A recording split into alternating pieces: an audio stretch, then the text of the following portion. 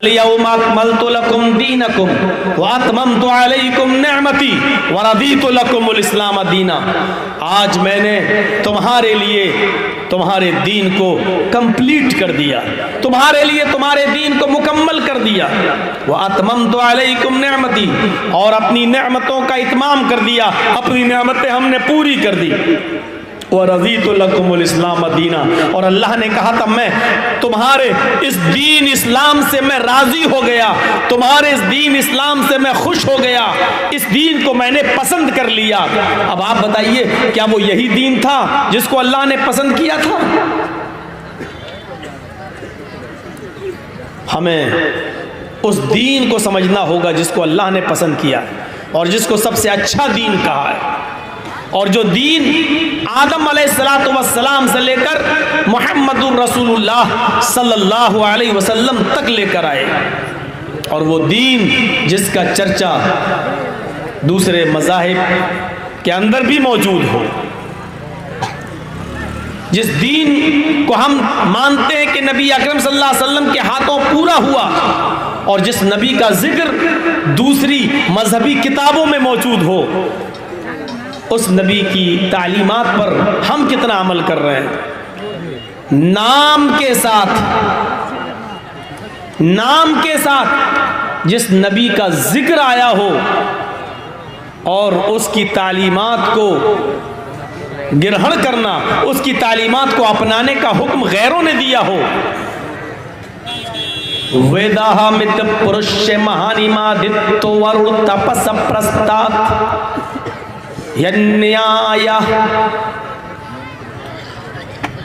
अहमद एक महान पुरुष बनकर आएगा। वेद अहमद पुरुष अहमद एक महान पुरुष बनकर जन्म लेगा, अंतिम ऋषि होगा, कल की अवतार होगा, आखिरी पैगंबर होगा।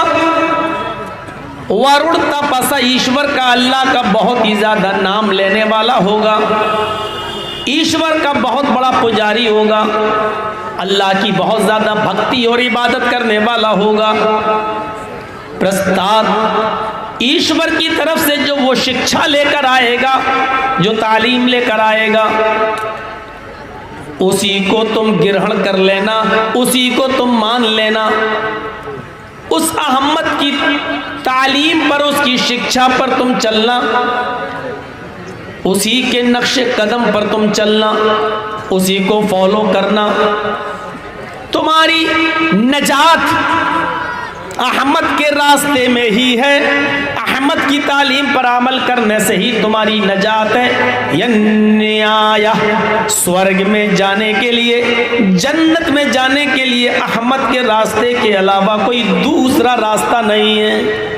अहमद के तरीके के अलावा कोई दूसरा तरीका नहीं है, अहमद के रास्ते के अलावा कोई दूसरा रास्ता नहीं है। अगर जन्नत में जाना चाहते हो, स्वर्ग में जाना चाहते हो, पैराडाइज में जाना चाहते हो, अगर तुम्हें जन्नत की तलब है और जन्नत की ख्वाहिश है, जन्नत की तमन्ना है, तो तुम्हें अहमद के यानी मोहम्मद के रास्ते पे चलना पड़ेगा।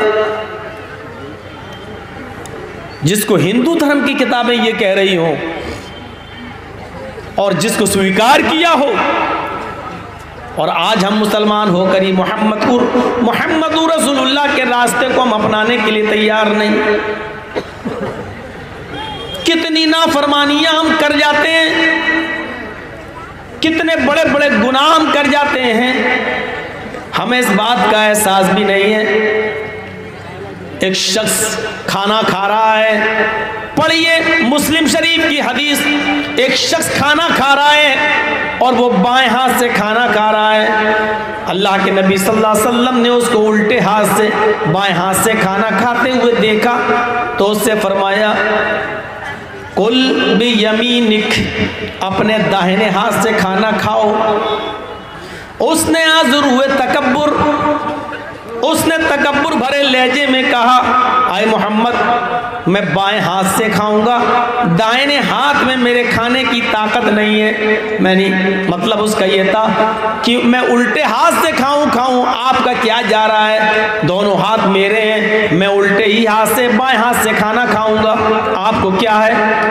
अल्लाह के नबी ने फरमाया, उसके इस तकब्बुराना जुमले को देखा तो अल्लाह के नबी ने कहा, अल्लाह करे कि तेरा दाहिना हाथ खाने के लायक ना रहे।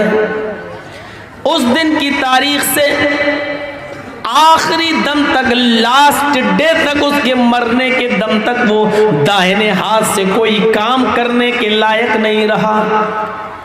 इतनी सी बात उसने कह दी थी कि दोनों हाथ मेरे हैं, मैं दाहिने हाथ से नहीं खाता, बाएं हाथ से खाता हूं, आपका क्या जा रहा है? नबी अकरम ने कहा, तुझे इस तकब्बुर की सजा मिलनी चाहिए, इस घमंड की सजा मिलनी चाहिए। उसने नबी की इतनी सी नाफरमानी की, फिर जिंदगी भर उसका दाहिना हाथ उठ नहीं सका।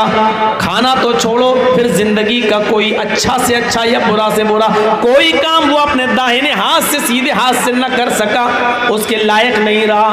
हम तो दिन भर में पता नहीं मोहम्मदुर रसूलुल्लाह की कितनी नाफरमानियां कर देते हैं। हम रसूलुल्लाह की तालीमात को अपने पैरों से कुचल रहे हैं। हम इस्लाम की शिक्षा और इस्लाम की तालीमात पर अमल नहीं कर रहे हैं। हमें डरना चाहिए कि कहीं अल्लाह की तरफ से हमारे ऊपर कोई खतरनाक अज़ाब ना आ जाए। हम जरा दूसरी तरफ भी नजर डाल के देखें। एक तरफ हमारे बहुत से मुसलमान भाई आजमाइशों में मुब्तला हैं। आप त्रिपुरा के हालात पे नजर डालिए, हमारी इबादत गाहें जलाई जा रही हैं। आप त्रिपुरा के हालात पे नजर डालिए, हमारी मुकद्दस किताब जिस पर हम ईमान लाए हैं, कुरान करीम को जलाया जा रहा है। और यहाँ एक हम मुसलमान हैं जो हम मैच देखने में मसरूफ हैं। वर्ल्ड कप कौन जीतता है, सेमीफाइनल में कौन पहुंचा हुआ है, किस टीम ने कितने रन बनाए हैं, हम तसव्वुर करें कि हम खड़े कहाँ हैं। हम अपने दिमाग पर जरा जोर लगा कर देखें, जो हालात त्रिपुरा पे गुजरे हैं कल हमारे ऊपर भी गुजर सकते हैं, क्योंकि ये मंसूबे बड़े बड़े ऐवानों में बैठकर हल होते हैं, प्लानिंग होती है। सियासत कैसे की जाए, बिहार की कुर्सी कैसे संभाली जाए, आसाम की कुर्सी कैसे हासिल हो। जो गेम आपके बिहार में खेला गया है वही गेम मेरे भाइयों अब यूपी में खेलने की कोशिश की जा रही है। उत्तर प्रदेश में भी चुनाव करीब है। किस तरीके से मुसलमानों को आपस में लड़ाया जाए, मुसलमानों को बांटा जाए, हिंदू मुस्लिम की राजनीति की जाए, हमारे खिलाफ मंसूबे हो रहे हैं, हमें आपस में लड़ाने की प्लानिंग हो रही है। जरा तसव्वुर कीजिए कि किस तरीके से आज गैर मुस्लिमों की यूनिवर्सिटियों में मुसलमान लड़कों को आरक्षण नहीं मिल रहा है, रिजर्वेशन नहीं है, उनको पढ़ने की इजाजत नहीं है, लेकिन मुस्लिम लड़कियों के लिए रिजर्वेशन दिया जा रहा है। अकलियत का नाम देकर मुस्लिम लड़कियों को यह कहा जा रहा है कि तुम एडमिशन ले सकती हो, और मुस्लिम कॉलेज और कॉलेजेस में पढ़ने वाले लड़कों से ये कहा जा रहा है कि तुम मुस्लिम लड़कियों को अपने प्यार, अपने लव, अपने प्यार के चंगुल में उनको फंसाओ, उनको लाओ, फिर उनसे कोर्ट मैरिज करो, शादियां करो, और एक दो बच्चे पैदा करके उनको तलाक दे दो, ताकि उनके बतन से, उनके पेट से हमारी तादाद बढ़ जाए, और फिर उनको तलाक देकर छोड़ दो, न वो अपने घर की रहे न यहाँ की रहे। ये मंसूबे हो रहे हैं, ये प्लानिंग बनाई जा रही है, लेकिन हम अभी तक इस्लाम के मिजाज को नहीं समझ पा रहे हैं, और गैर मुस्लिमों की साजिशों को आज हम समझने के लिए तैयार नहीं हैं। हम खुद इस्लाम से दूर भागे जा रहे हैं, हम इस्लाम की तालीमात से भागे भागे फिर रहे हैं। नहीं साहब, हमारी लड़की तो पढ़ेगी वही। कितना अच्छा काम किया जा रहा है, मुस्लिम लड़कियों को कॉलेज में पढ़ने के लिए जगह मिल रही है, यूनिवर्सिटी में। इसके पीछे साजिश क्या है, उस साजिश को हम नहीं समझ पा रहे हैं, नहीं समझेंगे। माशाल्लाह, ये सरकार बहुत अच्छा काम कर रही है, देखिए कितना अच्छा, हमारी मुस्लिम लड़कियों को इतना रिजर्वेशन दिया है, लड़कों को क्यों नहीं दिया जा रहा है? हमारी लड़कियां MBBS में आ रही हैं, यूएमएस में आ रही हैं, पीएचडी में आ रही हैं, उनको कॉलेज में लिया जा रहा है, लेकिन लड़कों को रिजेक्ट कर दिया जा रहा है। इसके पीछे साजिश क्या है, ये हमारी समझ में नहीं आ रहा है। इसके पीछे की साजिश देखना है तो नागपुर में बने हुए हेडक्वार्टर से सीखिए, और वहां से वहां की प्लानिंग वहां होती है, और वहां प्लानिंग के ऊपर आपका केंद्र, आपकी सरकार और दिल्ली में बैठी हुई सरकार नागपुर हेडक्वार्टर के मशवरे पर अमल करती है। लेकिन इस साजिश को हम नहीं समझ पाते हैं। हम इसी में पड़े हुए हैं कि हमारी बात कौन कर रहा है। हम ये नहीं समझ पा रहे हैं कि हमारा छोटा नुकसान किस में है और बड़ा नुकसान किस में है। हमारी अकल में ये बात नहीं आ रही है। हम समझने के लिए तैयार नहीं है। हम ये भी नहीं समझ पा रहे हैं कि बड़े नुकसान से हम अपने आप को बचाएं तो कैसे बचाएं। दो चीजें जब हमारे सामने हो और एक तरफ ये हो कि नुकसान दोनों में हो, हमारा फायदा किसी में ना हो, तो वहां यह देखा जाता है कि कम नुकसान उठाना पड़े और बड़े नुकसान से हम अपने आप को बचा लें। लेकिन इतनी भी समझ आज हमारे अंदर नहीं रही कि हम अपने आप को बड़े नुकसान से बचाएं या छोटे नुकसान से बचाएं। आपसे अगर ये कह दिया जाए कि आपकी बीवी को जो डिलीवरी हो रही है, बच्चा पैदा हो रहा है, अब मां या बच्चे में से, आपकी बीवी या आपके बेटे में से मैं किसी एक को बचा सकता हूं, तो आप उस मौके पर क्या करेंगे? नुकसान दोनों सूरतों में है। तो ऐसे मौके पर आपको डिसीजन लेना पड़ेगा, फैसला लेना पड़ेगा, और वहां फैसला आपका यह होना चाहिए कि मां यानी बीवी को बचा लो, बच्चे की मां को बचा लो। अगर बच्चा जा रहा है तो जाने दो। इस मौके पर भी हम ये फैसला नहीं कर पा रहे हैं कि हमें डिसीजन क्या लेना चाहिए। मैंने इशारों में बहुत कुछ कह दिया है। अब अकल होगी तो आप समझ गए होंगे हम कहना क्या चाह रहे हैं। हमें भी अपने आप को बचाना है, हमें भी अपने आप को सेफ रखना है। हम सिर्फ बिहार में थोड़ी बोलते हैं, हम तो पूरे हिंदुस्तान में जा रहे हैं। हमें भी अपने आप को बचाना है। लेकिन मैंने बातों में बहुत कुछ कह दिया है। अकलमंद रा इशारा काफी अस, अकलमंद होंगे तो आपको इशारा आपके लिए काफी होगा।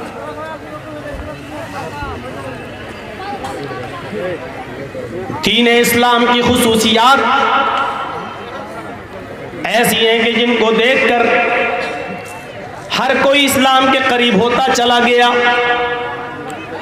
मुझे बताइए कि वो कौन सी चीज थी और कौन सी खुसूसियत थी जिसने डॉक्टर भीमराव अंबेडकर को इस्लाम के करीब कर दिया था। वो भीमराव अंबेडकर जिन्होंने भारत का संविधान लिखा है, और आज भी भारत का संविधान उन्हीं का लिखा हुआ है, जिस पर आज हमारी सरकार भी चल रही है, सुप्रीम कोर्ट भी चल रहा है। और आसानी के साथ डॉक्टर अंबेडकर के बनाए हुए कानून को बदलने की हिम्मत किसी में नहीं है। आसानी के साथ बदलने की कोशिश तो हो रही है। आरएसएस अपना कानून थोपना चाहती है, अपना कानून बनाना चाहती है, लेकिन अभी इतना आसान नहीं है। वो भीमराव अंबेडकर, वो कौन सी चीज थी जिन्होंने भीमराव अंबेडकर को इस्लाम के करीब कर दिया था? वो भीमराव अंबेडकर जो इस बात से दूर हो गए थे अपने हिंदू धर्म से कि उन्होंने ऋग्वेद के अंदर ये पढ़ लिया था कि ब्रह्मा ने अपने मुंह से ब्राह्मण को पैदा किया, अपने हाथों से छत्री को पैदा किया, अपनी रान से, अपनी थाई से, अपनी जांग से वैश्य को पैदा किया, और अपने पैरों से शूद्र को पैदा किया, हरिजन को, शूद्र को पैदा किया। चूंकि डॉक्टर भीमराव अंबेडकर नीची जाति से आते थे, उन्होंने उसी वक्त से यह अंदाजा लगा लिया कि ऋग्वेद का ये मंत्र अल्लाह की तरफ से, ईश्वर की तरफ से नहीं है। ईश्वर की तरफ से होता तो ये ना होता कि किसी को ब्रह्मा ने अपने मुंह से पैदा किया, किसी को अपने हाथों से किया, किसी को अपनी रान से किया, किसी को अपने पैरों से किया। उन्होंने और भी धर्म का मुताला किया, लेकिन कोई धर्म उनको समझ में नहीं आया।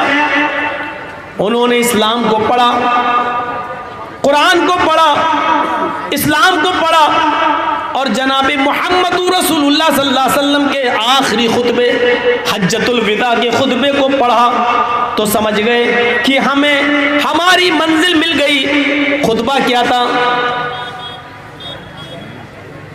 कुल्लुकुम बनी आदम व आदमु मिन तुराब। अल्लाह के नबी ने हज्जतुल विदा के मौके पर कहा था कि आए इब्ने आदम, आए लोगों, तुम सब आदम के बेटे हो और आदम मिट्टी से पैदा हुए थे, इसलिए तुम सब मिट्टी से हो।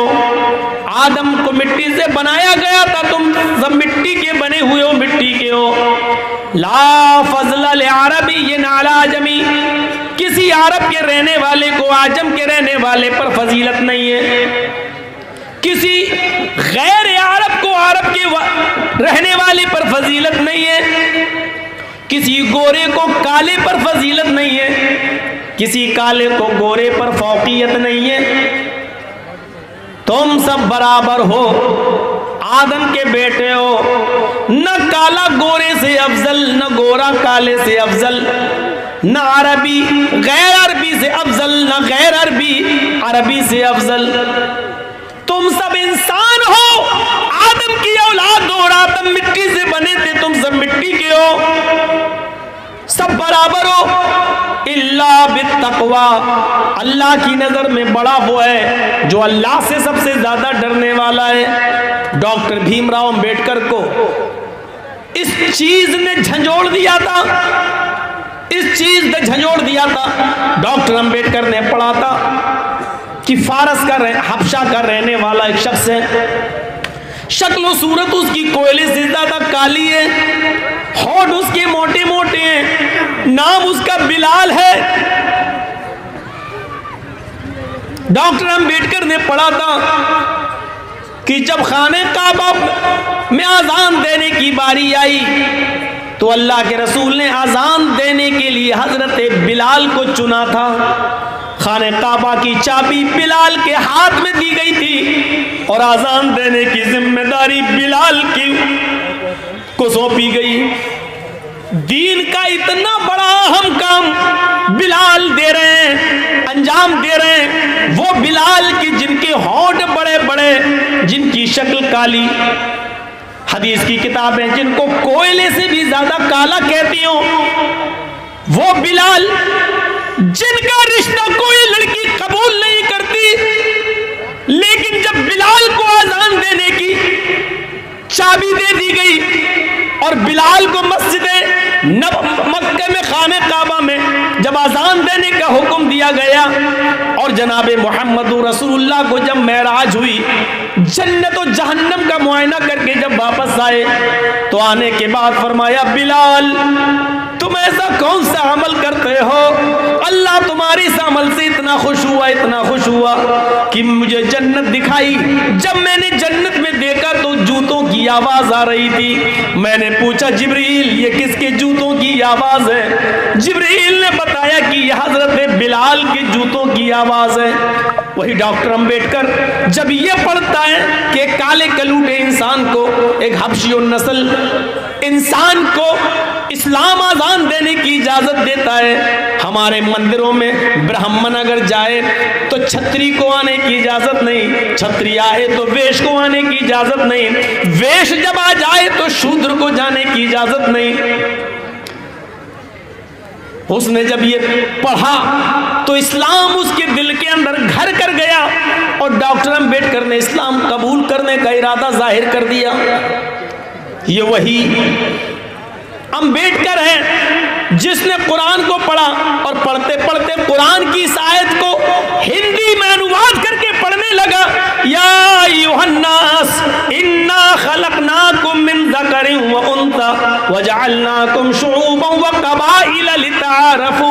है सारी दुनिया के मानव जाति, है सारी दुनिया के इंसानों, हमने तुमको एक मर्द एक औरत से पैदा किया, तुम सबका बाप एक है, तुम सबकी माँ एक है। डॉक्टर अंबेडकर चीख पड़ा, वाह, ये कुरान है जो हमारी मंजिल हमें बता रही है। ये कुरान है जो सारी दुनिया के इंसान को एक बाप और एक माँ का बेटा मानता है। ये कुरान है, ये इस्लाम है जिसने सारी दुनिया के इंसान को भाई भाई बताया है, क्योंकि एक बाप और एक माँ की औलाद तो सब भाई भाई हुए। ये कुरान है जिसने हमें ये सबक दिया है। मेरे भाइयों, यहां से सीखो, एक गैर मुस्लिम कुरान पढ़ता है तो इस्लाम से प्रभावित हो जाता है, इस्लाम से मुतासिर हो जाता है, और एक मुसलमान है जो सुबह शाम से लेकर 2 बजे तक तकरीरें सुनता है लेकिन मारधार करता है, और तकरीरें सुनकर भी इस्लाम उसके हलक के नीचे नहीं उतरता है।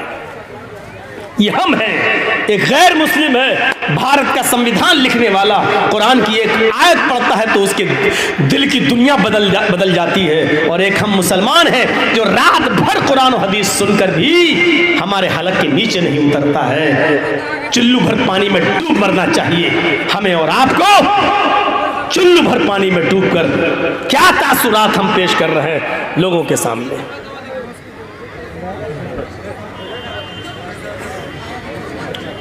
हमें अपनी जिंदगी में चेंजिंग लाना होगा, हमें अपनी सोच बदलना होगी। अगर आपको कुछ करना है तो लोगों ने अपनी सोचें बना ली हैं, ज़हनियतें बना ली हैं, उन्होंने ये उसूल बना लिया है कि अगर हमें सत्ता में रहना है, सरकार में रहना है, तो हमें हिंदू और मुसलमान करना है। आज यूपी के चुनाव जो होने वाले हैं, अगर उसमें बीजेपी के लोग हिंदू मुसलमान करना छोड़ दें, हिंदू मुसलमान करना छोड़ दें, पाकिस्तान का नाम लेना छोड़ दें, तो आप यकीन मानिए कि यूपी के अंदर 5 सीटें भी योगी की नहीं आ सकती। लेकिन उन्होंने अपना जहन बना लिया है, अपनी सोच बना ली है। मौलाना कलीमुद्दीन साहब को गिरफ्तार करके एक मैसेज दे दिया है कि यूपी के आने वाले चुनाव में अभी हम और मौलवियों को भी गिरफ्तार करेंगे, क्योंकि हमें चुनाव ऐसे ही जीतना है। कोरोना काल के अंदर मरकज निजामुद्दीन के सिपहसालार और कायदे आजम मौलाना साद का नाम उछालकर उन्होंने ये मैसेज दे दिया है कि हमें सरकार में दोबारा वापस आना है तो हमें हिंदू मुसलमान करके ही वापस आना है, मुस्लिम संस्थाओं को बदनाम करके ही हमें आना है। आपने क्या सोच बनाई है, आपकी फिक्र क्या है, आपकी जहनियत क्या है, ये आपको तय करना होगा, आपको सोचना होगा। कौन सोचेगा ये? उन्होंने अपनी जहनियत बता दी है। आपके जहनों में क्या है, ये आपको तय करना होगा। आपको डॉक्टर अंबेडकर से सीखिए, क्या थी इस्लाम की खुसूसियत,